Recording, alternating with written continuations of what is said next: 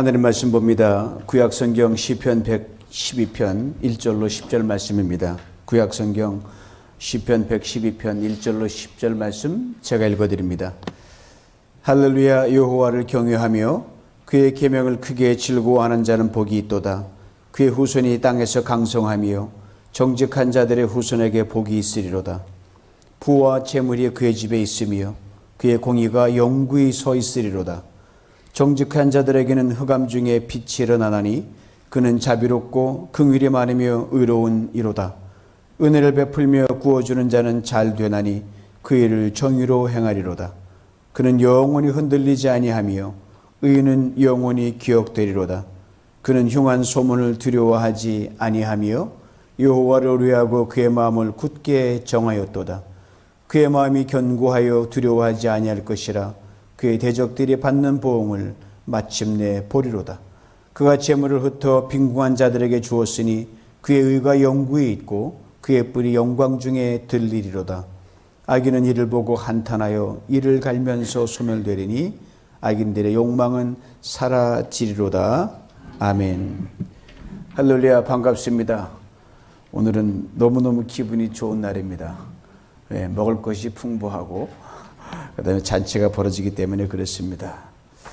우리는 한 가족, 한 식구. 이 제목으로 오늘 말씀을 나누고자 합니다. 평소보다는 좀 짧을 것 같습니다. 성도님들이 기도에 힘입어서 지난주 있었던 목회자 수련회에 은혜 가운데 잘 다녀왔습니다. 우리 교회가 그냥 좋은 교회가 아니라 아주 좋은 교회라는 것을 다시 한번 깨닫는 기간이었습니다. 목회자 모임에 갈 때마다요, 이런 말을 종종 듣습니다. 교인들은 목회자를 잘 만나야 돼. 목회자 또한 교인들을 잘 만나야 돼. 둘이 이게 엇박자면은 왼수도 그런 왼수가 없어요. 맞는 말입니다. 이런 점에서 저는 참 복이 많은 목사입니다. 제가 섬기는 성도님들이 모두 다 좋고 부족한 저를 도와 주님의 교회를 열심히 섬겨주고 계시기 때문입니다. 오늘 새벽에 4시 반에 나오는 성도가 어디 있어요? 자리를 맡으라고. 제가 참 복이 많은 성도죠. 목사죠. 사람들이 모이는 곳이 교회입니다. 갈등이 없을 수가 없죠. 있지요. 그러나 웬일인지 주님께서 보여주시는 특별한 은혜가 우리 교회를 주도해 가시기에 갈등은 타고 오르는 파도에 불과합니다. 모난 분들이 계시지요. 그러나 둥글둥글 원만한 분들이 워낙 많다 보니까 그걸 다듬어 주셔서 모난 부분이 못난 부분이 되지 않고요. 서로를 돕고 성숙시키는 디딤돌이 됩니다. 교회는 다양한 케미를 지닌 분들이 모인 샐러드 보울입니다. 동시에 성령의 역사로 다양한 케미를 녹여버려가지고 하나님 원하시는 방향으로 가게 하시니까 멜팅 팟입니다. 샐러드 보울로서의 교회는 개별적인 성격을 띱니다. 다 한 분 한 분에 독특해요. 저마다 딱 내놓으면 화려한 이력을 자랑한단 말입니다. 오늘 설교 제목처럼 식구로서의 교회입니다. 멜팅 팟으로서의 교회는요, 그룹의 성격을 띱니다. 오늘 설교 제목처럼 가족으로서의 교회입니다. 저는 매주일 교회 올 때마다 마음이 참 기뻐요. 찬송가 주 앞에 나올 때 우리 마음이 기쁘다 그러거든요. 하나님 만들어 주신 뉴비전 가족 안에서 귀한 식구 한 분 한 분을 만나기 때문입니다. 오늘 이 권사님 만나서, 오늘 저 목사님 만나서, 오늘 이 집사님 만나서, 오늘 이 청년을 만나서. 구남의 막내인 저는 다양한 케미를 지닌 형제들 속에서 자랐습니다. 지금도 어린 시절의 일이 생생하게 기억이 납니다. 동네에서 저보다 나이가 더 많고 힘께나 쓴다는 아이들도요, 감히 저를 못 건드렸습니다. 형님들과 누님들 덕이었어요. 만약 저를 건드리거나 못살게 굴었다? 걔는 그날이 제삿날이에요. 혈육을 나누지 못했지만 예수 그리스도 안에서 저보다 나이 많이 드신 남자분들과 여자분들은 모두가 제 형님들이고 누님들이에요. 저를 다 사랑해 주시잖아요. 저를 왜 기도해 주시죠? 때로는 맛있는 것도 사주시지요. 제 안위를 걱정해 주시죠. 아니, 복이 넘치는 게 저라니까요. 동생이 없이 자란 저에게, 또한 저보다 나이 어린 분들은 다 동생들이라서 얼마나 뿌듯한지 몰라요. 하나님이 지켜주십니다. 여러분들이 지켜주십니다. 사단이 한 길로 왔다가 7길로 쫙 도망가는 걸 제가 봐요. 누가 우리 교회를 건들 수 있어요? 음부의 권세가 흔들지 못하는 주님의 말씀이 우리 교회에 그대로 응해집니다. 이것이 어디 비단 저만이 누리는 특권이겠습니까? 예수 그리스도 안에서 우리 모두가 누리는 가족됨의 특권, 식구됨의 기쁨입니다. 이것을 꼭 기억할 수 있기를 원합니다. 수년 전 상영되었던 2000년 한 중반쯤일 것 같아요. 안슬기 감독이 제작한 다섯은 너무 많아라는 영화가 있었어요. 독립영화로 현대사회에 우리가 직면하고 있는 가족의 문제를 아주 깊이 있게 조명한 영화인데, 현직 교사인 안슬기 씨가 방을 이용해 찍은 독립영화예요. 뭐 제작비도 많이 없기 때문에 해상은 알아주지 못하지만 나름대로 감동을 전해주는 그러한 영화였어요.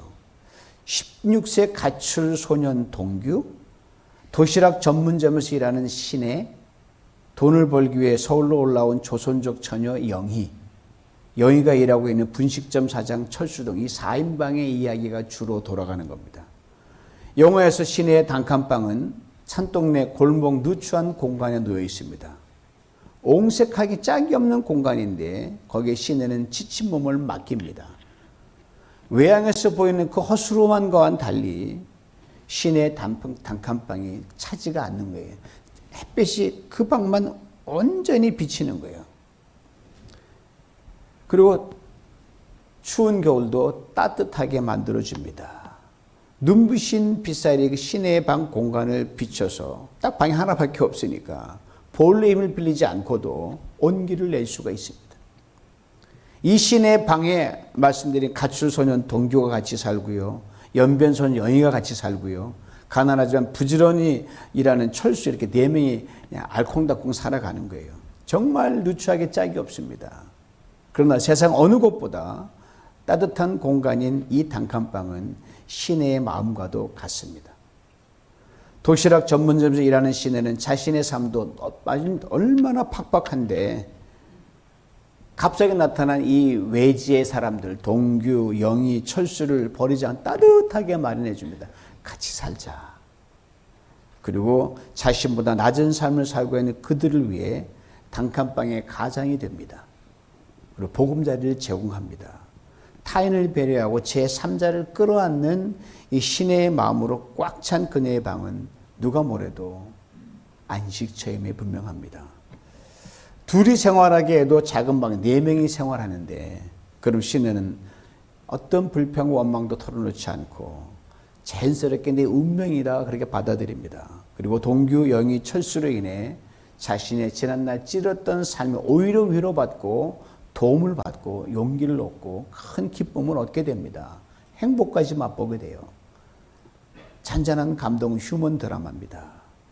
이 영화를 보면서 제가 자연스럽게 제 어린 시절에 우리 구남매 시절을 떠올리지 않을 수가 없었어요. 가지 많은 나무에 바람 잘 날 없다 그러잖아요. 모두가 함께 한 지붕에서 함께 먹으며 살 때가 있었어요. 공동의 생활 공간이 있었어요. 북적대고 때론 갈등하기도 하고. 근데 시간이 이제 이만큼 나이 들어보니까 그 시간이 가장 행복했고 가장 귀했고 가장 기쁨이 넘쳤던 시간 같아요. 나이가 들었다는 거죠. 철이 들었다는 거죠. 제가 사람이 되어 가고 있다는 말이죠. 여러분, 이게 바로 가족입니다. 그리고 한솥밥을 먹는 식구입니다. 오늘 설교 제목을 제가 한 가족, 한 식구라고 달아놨어요. 그리고 가족, 식구가 무엇으로 지금 여러분에게 다가옵니까? 가족하면 무엇이 생각나고 식구하면 무엇이 떠오릅니까? 가족과 식구는 같은 말인가 다른 말인가? 국어연구원의 부장님이, 최영기 부장이 이렇게 아주 기가 막히게 설명해 놓은 표현이 있어요. 들어보세요. 항상 들어도 정겨운 낱말 가운데 가족과 식구라는 말이 있는데 이들을 구분하지 않고 사용하는 경우가 종종 있습니다. 그러나 가족은 한 공간에서의 의식주 생활을 함께 영위하는 집합적 단위이고 식구는 한 집에서 끼니를 함께하며 사는 사람으로서 가족과는 달리 개별 구성원을 가리키는 말입니다. 어떤 집단에서 새 구성원을 받아들일 때 이제부터 그는 우리 가족이 되었다라고 하면 집단적 결속을 강조하는 뜻일 것이고 그녀가 결혼하여 새 식구가 되었다고 한다면 그 구성원 개인의 초점을 맞추었다고 할 수 있습니다. 한마디로 가족은 집단이고 식구는 개인입니다. 한 가족의 구성원들이 뜻하지 않게 헤어졌을 때 우리는 이산가족이라고 하지 이산식구라고 하지 않습니다. 가족법은 있어도 식구법은 없고요. 가족관계라고 해도 식구관계라고 하지 않으며 가족해체는 있어도 식구해체는 성립되기 어렵습니다. 대기업들이 자기 계열사를 가족이라고 하는데 잘 나타나듯이 가족의 핵심은 이해관계나 뜻을 함께하는 결속력이 있습니다. 반면에 식구라고 할 때는 한솥밥을 먹는다는 말로 친밀한 관계를 나타내듯이 식구는 가족에 비해 훨씬 정감 넘치고 정서적인 낱말로 받아들여집니다. 그러나 일상적인 대화에서 점점 가족이라는 말이 식구를 밀어내는 그러한 추세입니다. 옛날에는 너희 가족 몇이라기보다는 너희 집 식구가 몇이라고 물어던 적이 거의 대부분이었습니다. 지금은 그렇지 않습니다. 현대인이 또 바쁘다 보니 가족끼리 맞대지도 못하고 식구끼리 밥을 먹지도 못하는 이러한 이별의 아픔도 있습니다. 요약하면 가족은 집단이고 식구는 개인적입니다. 전적으로 공감이 가는 말입니다. 그렇다면 그리스도인 우리가 또 마땅히 가져야 할 가족, 식구의 개념은 무엇일까요? 예수님이 이 땅에 계실 때 하나님의 가족, 하나님의 식구에 대해서 아주 명쾌하게 말씀하셨어요. 마태복음 12장 46절로 50절 들어보셔요. 이 장면이 어떤 장면이냐면 많은 사람들이 예수님께 와서 예수님 당신 어머니가 당신을 찾습니다. 당신이 형 찾습니다라고 막 그 바쁜 와중에 와서 얘기하는데 주님이 그 말을 듣고 누가 내 형제고 누가 내 자매고 누가 내 어머니냐라는 걸 명쾌하게 정리해 주신 대목이 바로 오늘 마태복음 12장 46절이에요. 누구든지 하늘에 계신 내 아버지의 뜻대로 하는 자가 내 형제요, 내 자매요, 내 어머니니라 이렇게 말씀하셨어요. 즉 누구든지 하늘에 계신 내 아버지 뜻대로 하는 자가 내 가족이요 내 식구라 이 말씀입니다. 문제는 하나님의 뜻만 파악하면 돼요. 이미 식구와 가족은 정해져 있으니까요. 왜요? 반드시 하나님의 뜻을 그 식구와 가족이 행해야 되기 때문입니다. 아주 심플해요. 어찌하든지 예수님 닮아가기를 힘쓰는 거예요. 우리 가족의 머리가 예수님 아니에요? 예수님을 닮아 세상에 품지 못하는 사람을 품는 것입니다. 예수님을 닮아 마음의 지형을 넓혀서 할 수 있는 모든 사람을 품는 게 식구요 가족입니다. 예수님을 닮아 그들을 섬기고 받아주고 함께하는 것입니다. 그러니까 스케일이 큰 사람이 되라는 거예요. 남이 나에게 대하는 그만큼 수준에 비례해서 내가 거기에 맞춰서 변하는 게 아니라는 거예요. 나 하나 때문에 가족이, 식구가, 교회적으로는 목장적으로 말하면 교회 가족이, 교회 식구가 진보와 성숙을 이루어가고 나 하나 때문에 기뻐 어쩔 줄 모르게 된다는 거예요. 내가 기분 나빠도 남을 기쁘게 할 수 있고 넉넉한 마음이 있는 거예요. 그렇습니다. 그리스도의 가족과 식구의 개념은요, 깊고 넓습니다. 우리가 커야 한다는 것을 단적으로 말씀해 줍니다. 가보신 적 있겠지만, 대부분 못 가셔보실 거예요. 충청북도 영동군 복림리 미촌 마을에 가면 한 큰 나무가 있는데 그 나무에 여러 나무들이 뿌리를 받고 함께 자라고 있는 기이한 그런 곳이, 그런 현상이 있어요. 바로 그 마을 입구에는 왕보들 나무인데 한 300년 정도 돼요. 그래서 나무 수령이 오래됐죠. 그 나무에 처음 들어보는 이름의 이 나무들이 산벚나무, 쥐똥나무, 까마귀밥, 여름나무, 이스나지, 올개불나무, 삼뽕나무, 팽나무, 산사나무, 무려 8종의 나무들이 새들어 같이 살고 있어요. 그 나무에. 오래된 고목의 수종에 따른 나무 또는 초생식물이 자라는 것은 종종 발견되지만 많은 수종이 한 나무 가지 사이에서 이같이 자라나는 경우는 지극히 드물다고 합니다. 같은 군 다르면 양산면 가곡리 그 마을에도 벽오동 나무에 느티나무와 쥐똥나무가 함께 자라고 있습니다. 나무들이 서로 한 가족이 된 것은 물론 영양보다 함께 먹는 한 식구가 되어버린 거예요. 뭔가 강하게 우리에게 일깨워주는 바가 있지 않습니까? 바로 이거예요.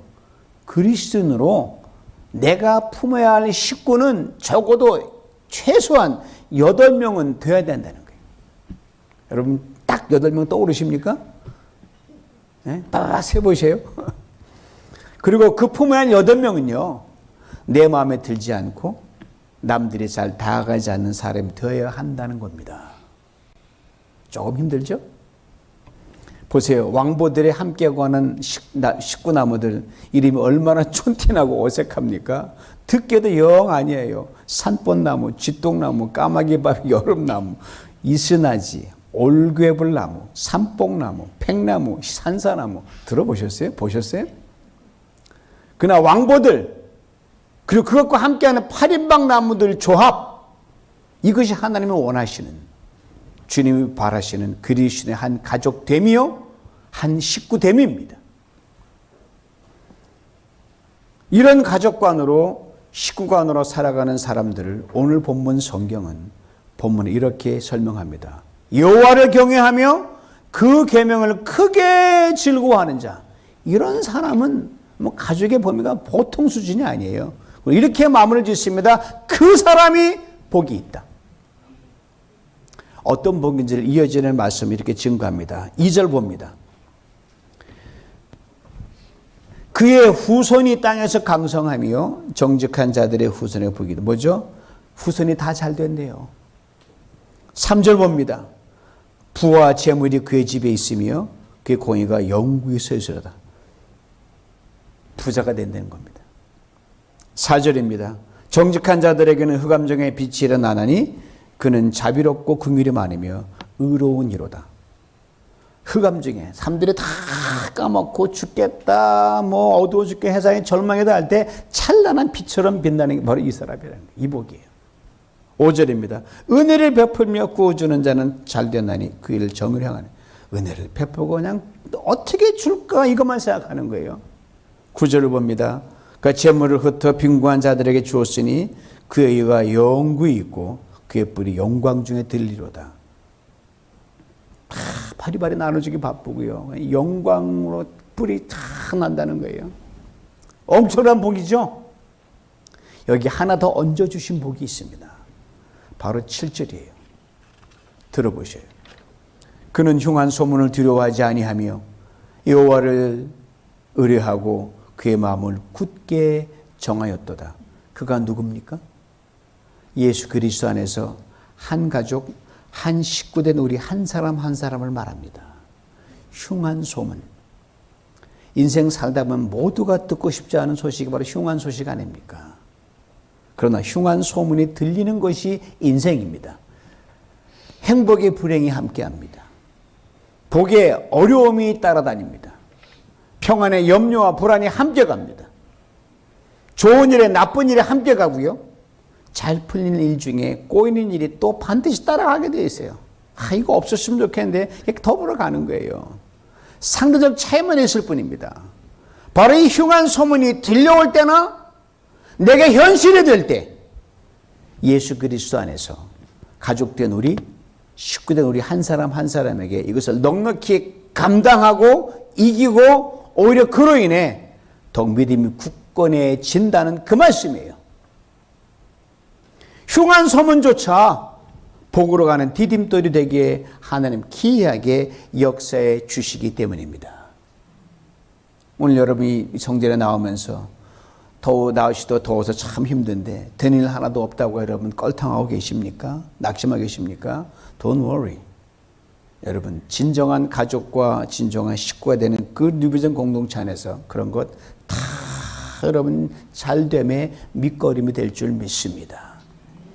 왕보들처럼 8개 나무와 함께 더불어 가면서도 한 300여 세월 동안 햇빛도 비도 강한 바람도 모진 눈바들도 가뭄도 땅이 흔들림도 함께 겪으면서 같이 갔거든요.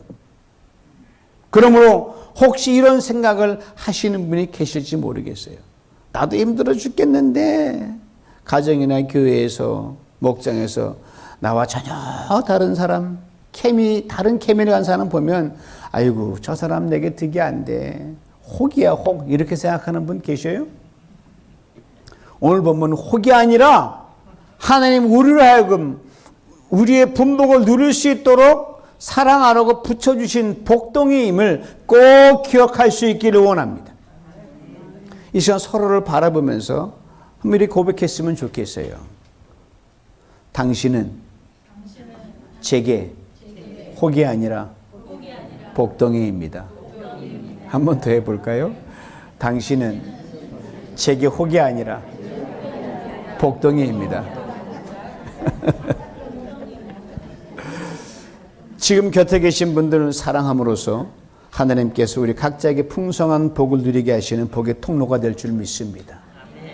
지금 곁에 계신 분들을 품음으로써 넓게 관용함으로써 서로 받음으로 우리에게 닥칠 어려움과 흉하고 힘든 고난의 시간까지도 능히 견디는데 넉넉한 힘이 되어주는 귀한 지체가 될 줄 믿습니다.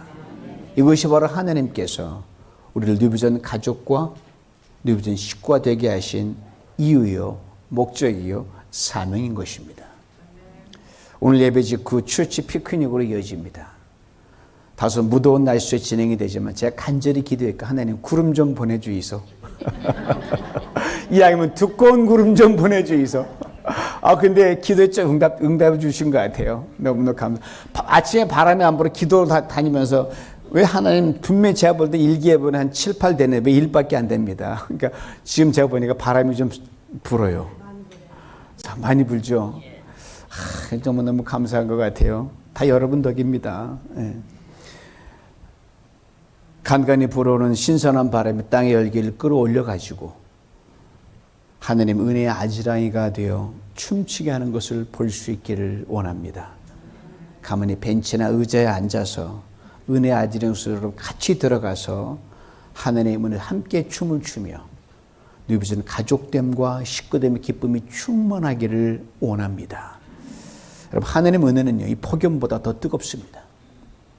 하나님의 은혜의 열기가 한날의 폭염을 능히 잠재우고 오히려 우리 영혼을 시원하게 하는 기이한 회복이 우리 뉴비전 가족 위에 식구 되시는 성도님 한 분 한 분 위에 그냥 쏟아 부어지길 주님의 이름으로 축원합니다.